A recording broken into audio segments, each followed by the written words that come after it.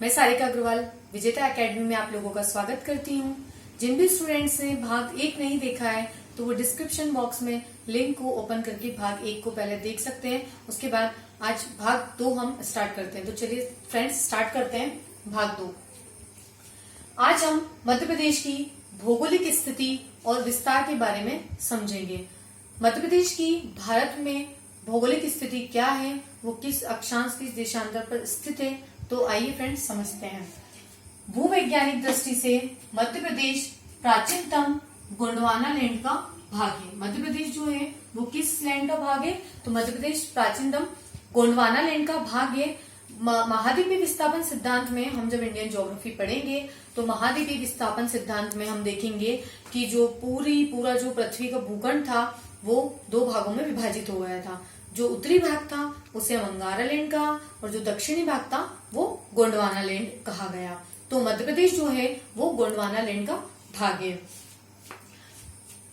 मध्य प्रदेश के पश्चिमी भाग में दक्कन ट्रैप की चट्टानें और पूर्वी भाग में विंध्य शैल समूह की चट्टानें स्थित है। मध्य प्रदेश का जो पश्चिमी भाग है वहां दक्कन ट्रैप पाई जाती है। इसीलिए जो हम भारत के मैप में जो हम देखते हैं तो भारत का जो नीचे वाला जो प्रायद्वीपीय भारत है उसको हम क्या बोलेंगे, उसको हम दक्कन का पठार कहते हैं, क्योंकि वहां दक्कन की ट्रैप चट्टानें स्थित है।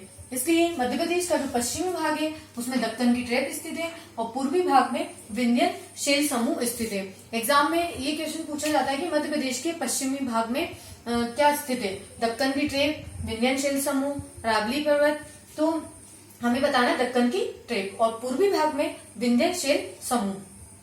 क्षेत्रफल की दृष्टि से हम देखेंगे मध्य प्रदेश का टोटल कितना क्षेत्रफल है। मध्य प्रदेश का टोटल क्षेत्रफल है 3,08,252 वर्ग किलोमीटर। 3,08,252 वर्ग किलोमीटर। इसको हम टुकड़ों में भी याद कर सकते हैं, 308,252 वर्ग किलोमीटर। अब ये जो है वो भारत के कुल क्षेत्रफल का कितना है। मध्य प्रदेश जो है भारत के कुल क्षेत्रफल का 9.38% है। ये इंपॉर्टेंट फैक्ट है, बहुत इंपॉर्टेंट है कि जो मध्य प्रदेश का क्षेत्रफल है भारत के क्षेत्रफल का 9.38% है। क्षेत्रफल की दृष्टि से मध्य प्रदेश का भारत में द्वितीय स्थान है और क्षेत्रफल की दृष्टि से भारत में राजस्थान जो है वो प्रथम स्थान पर है। परंतु जब छत्तीसगढ़ का विभाजन नहीं हुआ था, छत्तीसगढ़ और मध्य प्रदेश जब दोनों एक थे, जब भारत में क्षेत्रफल की दृष्टि से मध्य प्रदेश प्रथम स्थान पर था। परंतु अब जब विभाजन हो जाने के बाद मध्य प्रदेश सेकंड स्थान पर आ गया और प्रथम स्थान राजस्थान को प्राप्त हो गया। तो क्षेत्रफल की दृष्टि से भारत में प्रथम स्थान पर राजस्थान है और सेकंड पर एमपी। विस्तार देखते हैं हम कि मध्य प्रदेश की पूर्व से पश्चिम की चौड़ाई क्या है और उत्तर से दक्षिण की लंबाई क्या है। तो पूर्व से पश्चिम की चौड़ाई है 870 किलोमीटर और उत्तर से दक्षिण की लंबाई क्या है, 605 किलोमीटर। अभी हम मैप के माध्यम से इस फिगर को समझेंगे। ये संख्या हमें याद रखना बहुत जरूरी है। पूर्व से पश्चिम जो है वो 870 किलोमीटर और उत्तर से दक्षिण जो है वो 605 किलोमीटर। नॉर्थ टू साउथ और ईस्ट टू वेस्ट, राइट। भू आविष्टित राज्य, मध्य प्रदेश एक भू आविष्टित राज्य है। भू आविष्टित राज्य से तात्पर्य है कि ऐसा राज्य जिसकी सीमाएं ना तो किसी अंतर्राष्ट्रीय सीमा से छूती है और ना ही किसी समुद्री सीमा को स्पर्श करती है। अर्थात मतलब ऐसा राज्य जो कि ना तो किसी समुद्र की सीमाओं को टच करता है और ना ही किसी अन्य देश को की सीमाओं को स्पर्श करता है। तो मध्य प्रदेश जो है, हम जब इंडिया का मैप देखते हैं तो उसमें मध्य प्रदेश जो है वो सेंटर में स्थित है। ना तो उसके आसपास कोई समुद्र है और ना ही उसके आसपास कोई अन्य देश है। तो मध्य प्रदेश कैसा राज्य है, मध्य प्रदेश भू आविष्टित राज्य है। मध्य प्रदेश के अलावा भारत के 4 राज्य और ऐसे हैं जो भू आविष्टित राज्य है। आप लोग नोट डाउन कर लीजिएगा। पहला तो Madhya Pradesh, second Chhattisgarh, Haryana, third Telangana, fifth Jharkhand. ठीक है, तो ये 5 राज्य ऐसे राज्य हैं जो भू आवेष्टित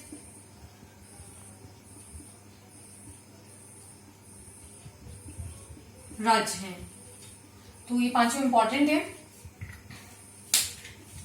अब हम मैप के माध्यम से समझते हैं। भौगोलिक स्थिति को हम अब मध्य प्रदेश की भौगोलिक स्थिति को मानचित्र के माध्यम से समझते हैं, क्योंकि अगर हम मानचित्र के माध्यम से इसको समझेंगे तो हमें एग्जाम में हमको इमेजिन हो जाएगा कि यहाँ ये फैक्ट था और यहाँ हमने ये चीज याद करी थी, तो हमें मानचित्र के माध्यम से ही समझना है। मध्य प्रदेश का क्षेत्रफल 3,08,252 वर्ग किलोमीटर, राइट। मध्य प्रदेश की पूर्व से पश्चिम की चौड़ाई 870 किलोमीटर, उत्तर से दक्षिण की लंबाई 605 किलोमीटर।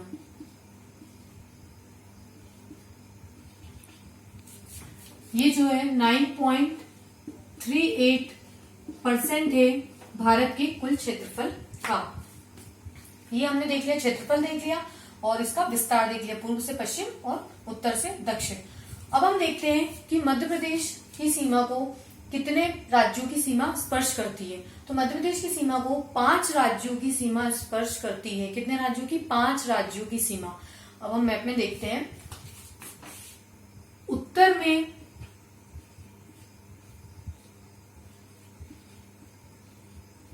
उत्तर प्रदेश, ये उत्तर हो गया। अब आते हैं दक्षिण पूर्व में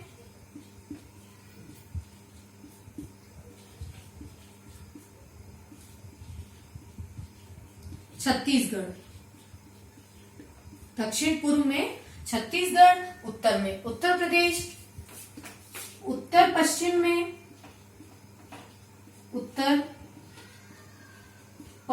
में राजस्थान,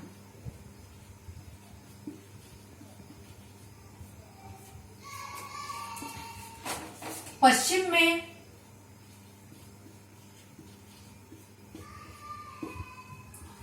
गुजरात, दक्षिण में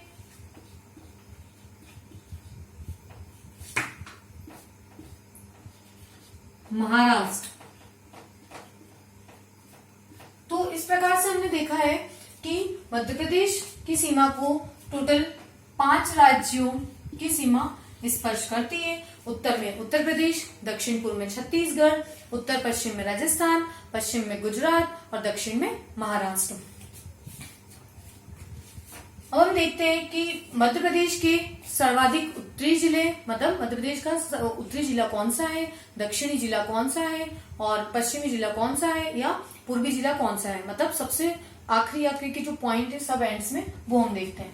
तो सबसे मध्य प्रदेश का सर्वाधिक उत्तरी जिला स्थित है मुरैना। क्या स्थित है? मुरैना। दक्षिणी जिला, सर्वाधिक मध्य प्रदेश का दक्षिणी जिला है बुरहानपुर। ठीक फ्रेंड्स, बुरहानपुर। ये आपको एक एक फैक्ट याद करना है और मानचित्र को ऐसे ही पूरा वेल लेबल्ड बनाना है। पश्चिम में अगर हम आते हैं तो पश्चिमी जिला जो है, सर्वाधिक पश्चिमी जिला है अलीराजपुर। क्या है? अलीराजपुर। देन हम आते हैं पूर्वी जिला,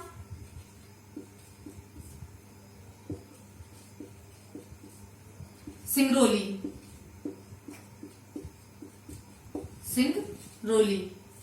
ठीक है, सर्वाधिक पूर्वी जिला कौन सा है? सिंगरौली है।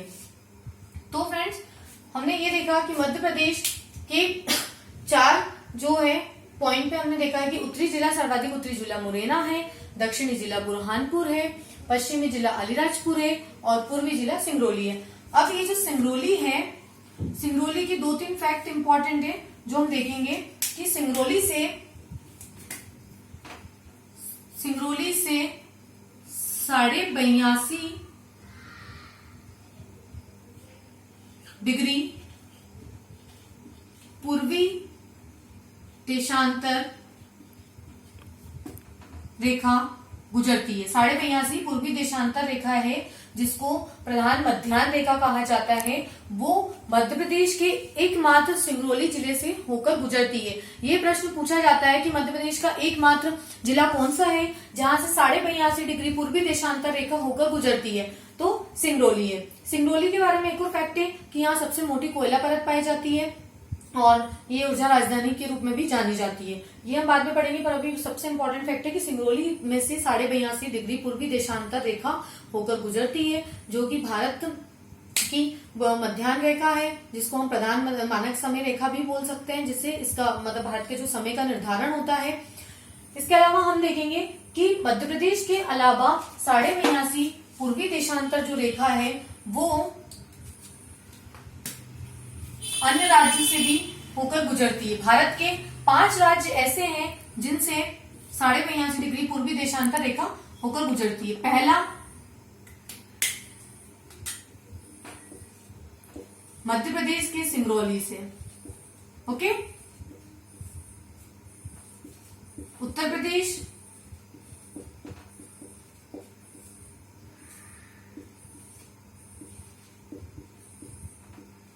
छत्तीसगढ़,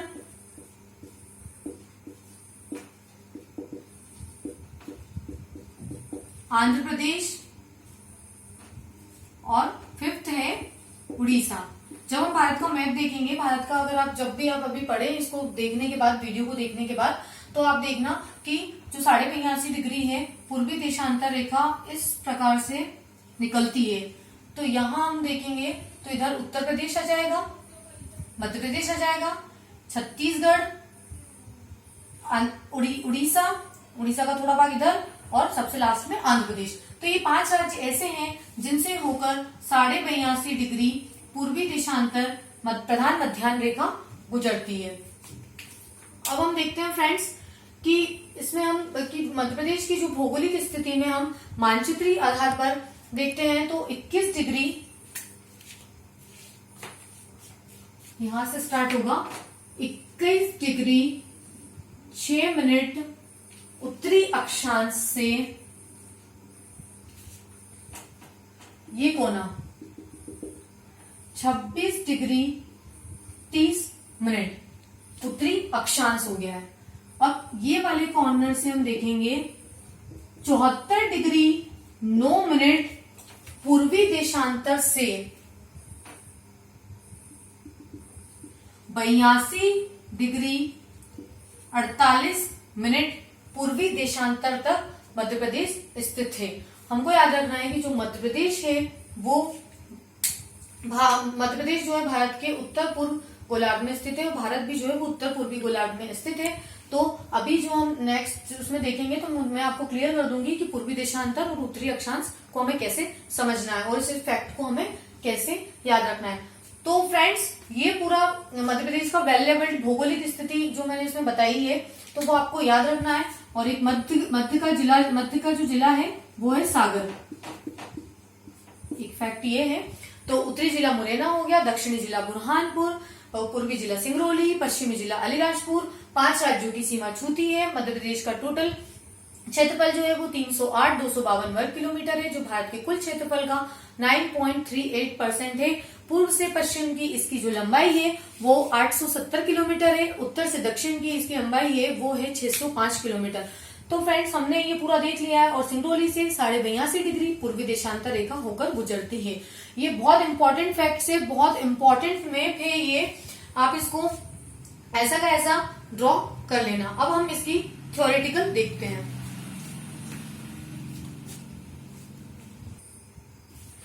अभी हमने मैप के माध्यम से आपको बता दिया था, पर अभी मैंने थ्योरेटिकल इसलिए लिख दिया क्योंकि आप लोग जो है इसका सेल्फ नोट्स प्रिपेयर कर सकते हैं कि मध्य प्रदेश की सीमा से लगे जो राज्य हैं 5 राज्य हैं। उत्तर में उत्तर प्रदेश, दक्षिण पूर्व में छत्तीसगढ़, पश्चिम में गुजरात, उत्तर पश्चिम में राजस्थान और दक्षिण में महाराष्ट्र। ये अभी हमने मैप में देख लिया।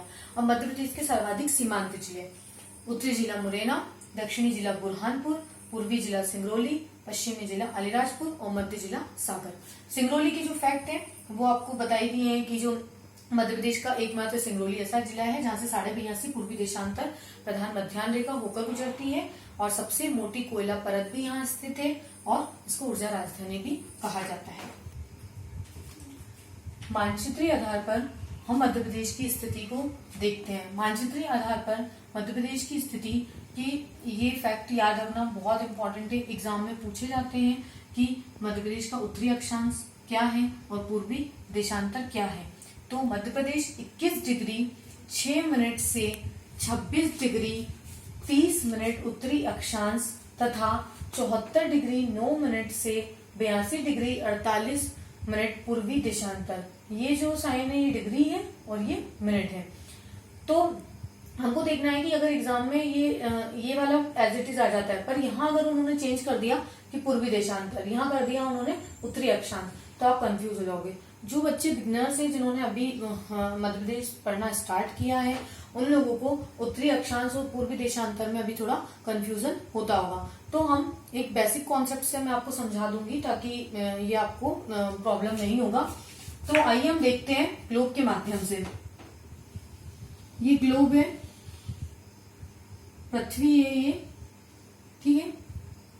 इसका जो ये वाली रेखा है, पहले तो हमें ये देखना है कि हॉरिजॉन्टल जो रेखाएं हैं ये कौन सी रेखा है, अक्षांश रेखा है। कौन सी है, अक्षांश।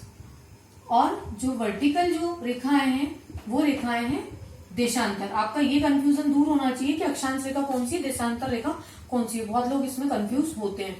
तो ये अक्षांश हो गई, ये देशांतर हो गई। अब जो अक्षांश रेखाएं होती है वो अक्षांश रेखाओं का कार्य जो होता है, अक्षांश रेखाएं किस लिए उपयोगी होती हैं, तो अक्षांश रेखाएं तापमान व जलवायु निर्धारण के लिए अति महत्वपूर्ण होती है या उपयोगी होती है। तो अक्षांश रेखाओं का क्या है, तापमान और जलवायु निर्धारण के लिए उपयोगी होती है। और जो देशांतर रेखाएं हैं, देशांतर रेखा अभी जैसे मैंने पहले बताया आपको कि 85.5 डिग्री पूर्वी देशांतर, कौन सी, पूर्वी देशांतर रेखा सिंगरौली से होकर गुजरती है और ये मानक मानक रेखा है, मतलब प्रधान समय रेखा है जिससे हम समय ज्ञात करते हैं। तो देशांतर रेखाएं वो रेखाएं होती हैं जिससे समय और तिथि का निर्धारण के लिए उपयोगी होती हैं। किस लिए, समय तथा तिथि के निर्धारण हेतु उपयोगी। तो ये आपका कॉन्सेप्ट क्लियर हुआ कि अक्षांश रेखा जो होती है हॉरिजॉन्टल वाली होती है, देशांतर रेखाएं वर्टिकल वाली होती है। अक्षांश जो रेखाएं होती है वो तापमान और जलवायु निर्धारण के लिए बहुत उपयोगी, निर्धारण के लिए इनका उपयोग किया जाता है। और जो देशांतर रेखा है उनका हम किसी भी स्थान की समय और स्थिति को ज्ञात करने के लिए, किसी भी समय को ज्ञात करने के लिए कि भारत में क्या समय हो रहा है और ब्रिटेन में क्या समय हो रहा है, तो उसके लिए हम कौन सी रेखा का यूज करेंगे, देशांतर रेखा का यूज करेंगे। तो आइए हम ग्लोब में देखते हैं। ग्लोब के माध्यम से अक्षांश और देशांतर का आपको मैंने क्लियर कर दिया। ये पॉइंट अक्षांश और ये देशांतर आपका क्लियर हो चुका है। अब बताऊंगी कि उत्तरी और पूर्वी ये क्लियर करना है।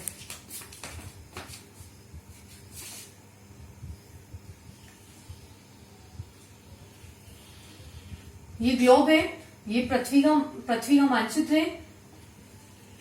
ये वाली जो रेखा है ये 0 डिग्री, इसे 0 डिग्री अक्षांश रेखा कहा जाता है। इसे भूमध्य रेखा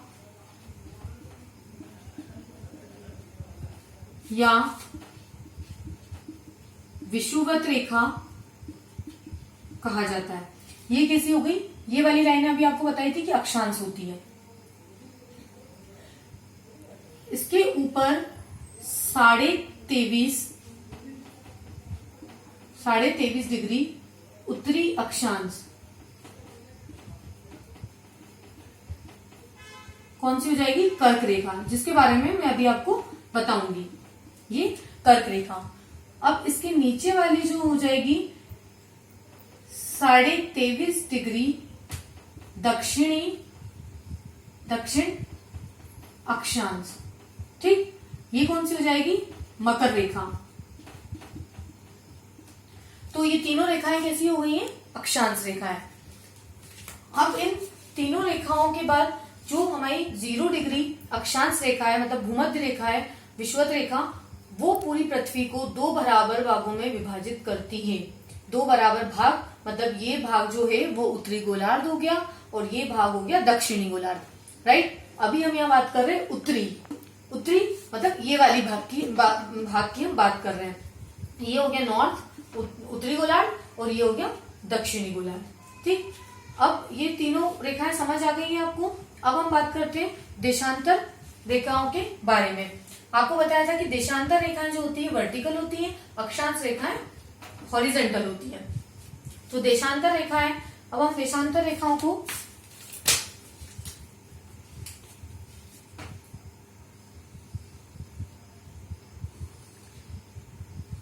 ये हैं देशांतर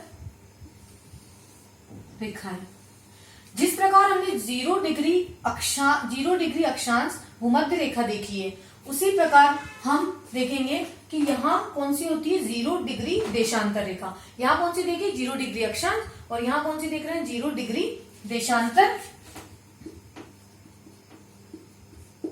रेखा। ओके, समझ आ रहा है। अभी हमने अक्षांश, जो ब्लू वाली है वो अक्षांश की बात कर ली है, और जो रेड वाली है देशांतर।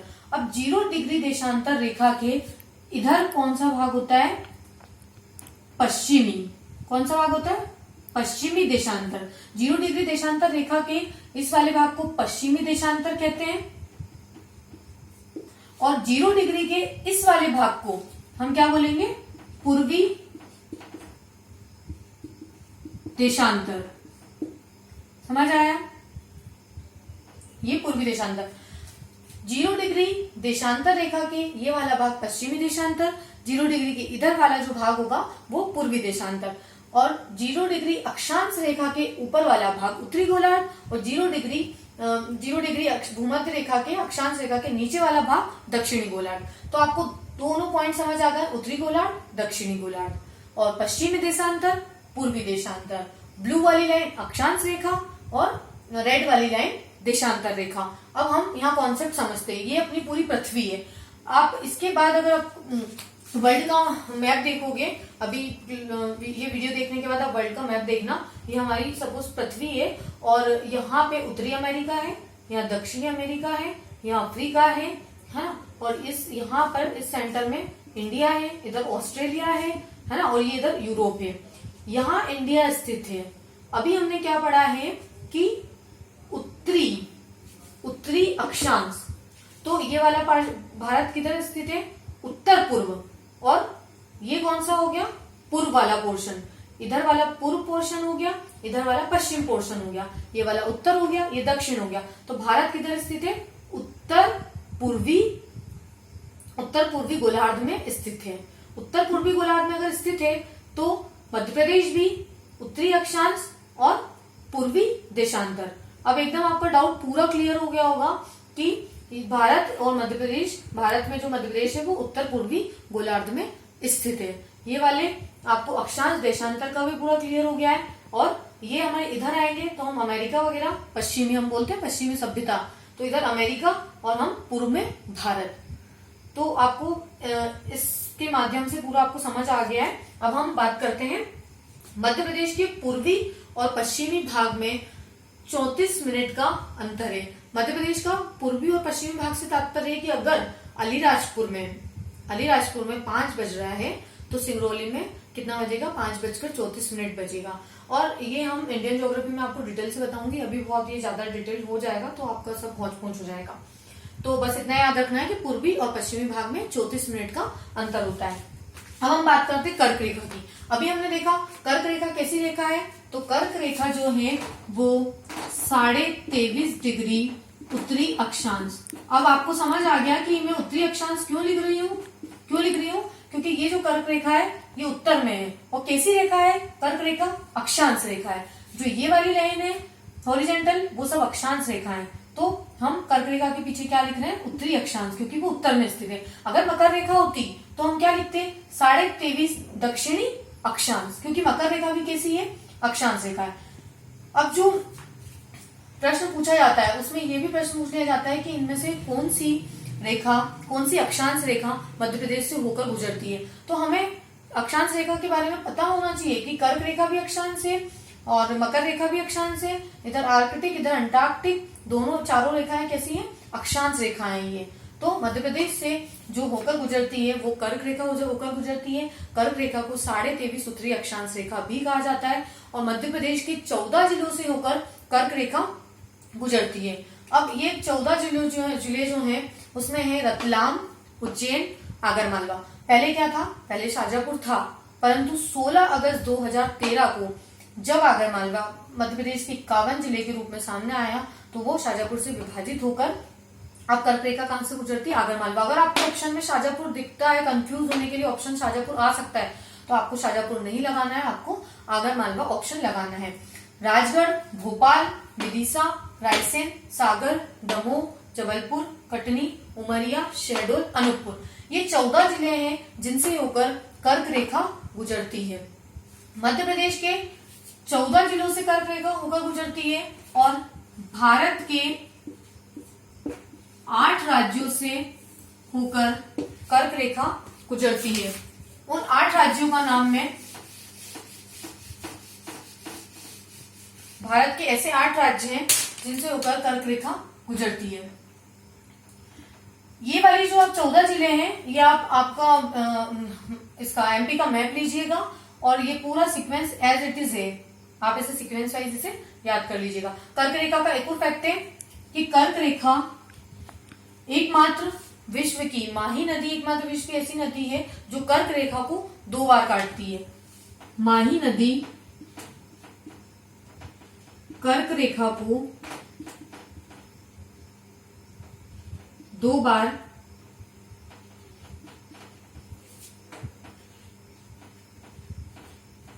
काटती है, राइट। ये फैक्ट वेरी इंपॉर्टेंट है, वीवीआईपी है, इसको लगा लेना। अब हम देखते हैं भारत के 8 राज्य।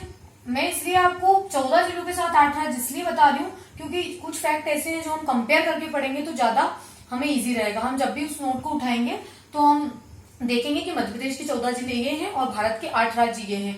इसलिए कुछ फैक्ट को आप जब भी पढ़ो, चाहे वो एमपी हो चाहे ज्योग्राफी हो, तो उसको हम कंपेयर करके ही हमें पढ़ना है। भारत के 8 राज्य, अब भारत के 8 राज्य भी मैं सीक्वेंस वाइज आपको बताती हूँ। पहले ले लेते हैं राजस्थान, देन आ जाएगा गुजरात,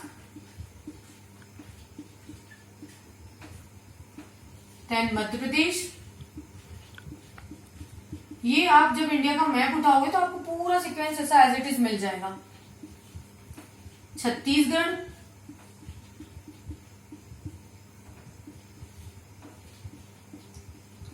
झारखंड,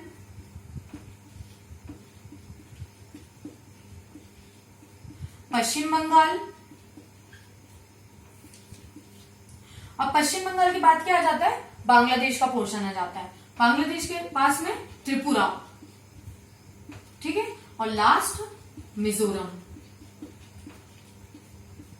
तो ये 8 राज्य भारत के ऐसे हैं जिनसे होकर कर्क रेखा गुजरती है, राइट। ये 8 राज्य इंपॉर्टेंट है। मैंने अभी 14 जिले बताए, ये भी आपको याद रखने हैं। और ये आज मैंने जितना भी आपको बेसिक जो आप फैक्ट्स बताए हैं वेरी वेरी इंपॉर्टेंट है, ये आपको याद ही रखना है। आपको जो मैंने मैप ड्रॉ किया था उसको भी आपको पूरा रिवाइज करना है। और ये सारे जिलों के नाम, राज्य के नाम और 82.5 डिग्री पूर्वी देशांतर रेखा कितने राज्यों से, भारत के कितने राज्यों से होकर गुजरती है? तो भारत के 5 राज्यों से होकर गुजरती है। कर्क रेखा भारत के 8 राज्यों से होकर गुजरती है। और मध्य प्रदेश के कितने जिलों से कर्क रेखा होकर गुजरती है? तो 14 जिलों से कर्क रेखा होकर गुजरती है। भारत में कितने भूआविष्टित राज्य हैं? तो भारत में 5 भूआविष्टित राज्य हैं, मध्य प्रदेश भी उसमें से एक भूआविष्टित राज्य है। तो ये बहुत इंपॉर्टेंट फैक्ट है। एग्जाम के दृष्टिकोण से आपको शायद लगा हो कि वीडियो में बहुत ज्यादा डिटेल में बता दिया, पर मुझे ये अक्षांश और देशांतर और ये अभी क्लियर करना जरूरी था, क्योंकि अगर आप उसको एज इट इज याद कर लेते हो और वहां ऑप्शन में चेंज आ जाता है, पूर्वी देशांतर की जगह उत्तरी अक्षांश, उत्तरी अक्षांश की जगह पूर्वी देशांत। तो आपको फिगर तो याद रहेगा, पर पीछे का आपका अगर बेसिक क्लियर नहीं होगा कि भारत जो है उत्तर पूर्वी गोलार्ध में स्थित है और मध्य प्रदेश भी उत्तर पूर्वी गोलार्ध में स्थित होने के कारण वो चीज हमको वहां क्लिक हो जाएगी। कर्क रेखा का भी आपको मैंने बता दिया, ये सारे वेरी इंपॉर्टेंट है। तो सो फ्रेंड्स, अगर आप लोगों को मेरा वीडियो पसंद आया हो तो वीडियो को लाइक करें, सब्सक्राइब करें और चैनल को शेयर करना ना भूलें। Thank you so much.